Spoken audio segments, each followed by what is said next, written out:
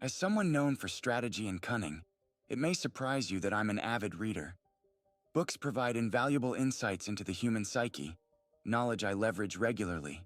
However, I find many modern self-help books to be a bit superficial and motivational, without providing truly insightful and timeless advice. This is why I prefer to read self-improvement books from past eras.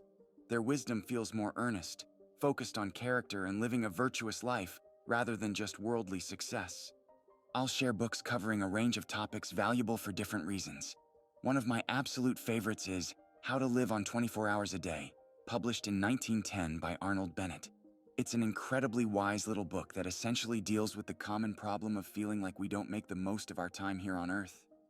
Bennett offers practical tips for overcoming this issue by carving out time each day for enrichment and self-development. I reread this book often as a reminder to make sure I am intentional about how I spend my limited time and not just coasting through life.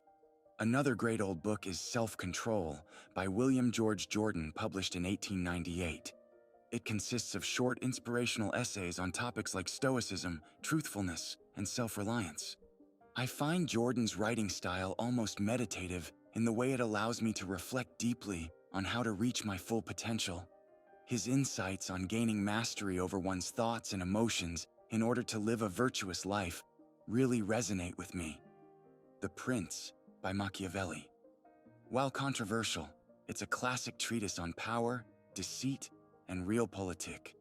The Prince will provide shrewd, practical advice for gaining and maintaining control over others, useful for any ambitious strategist.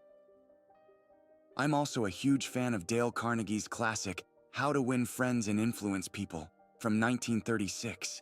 It's probably the most well-known self-help book of all time and lives up to the hype. Carnegie provides extremely useful and actionable advice on personal interactions and leadership. Despite being over 80 years old, the principles in this book are truly timeless. Next, Influence by Robert Cialdini. A fascinating examination of the psychology of persuasion and how to employ it ethically and unethically. After reading, you'll understand and apply the principles of influence masterfully. For some lighter reading, I recommend The Art of Deception by Kevin Mitnick, part memoir, part handbook. This book outlines cunning tricks the legendary hacker used to manipulate targets and evade capture, entertaining stories with applicable techniques. Now let's get darker.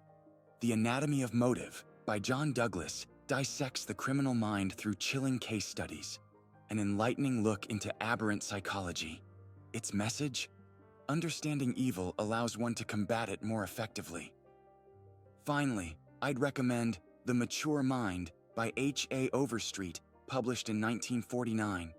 It makes the case that personal maturity is the foundation for happiness and societal well-being.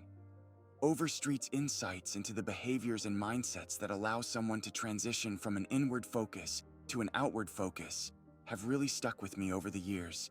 There you have it, a well-rounded syllabus covering strategy, influence, deception, psychology, and warfare.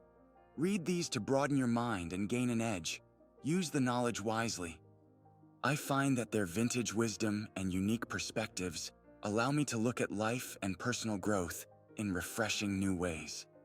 If you're looking to expand your mind, I highly recommend exploring the world of vintage self-help literature. There are so many gems out there,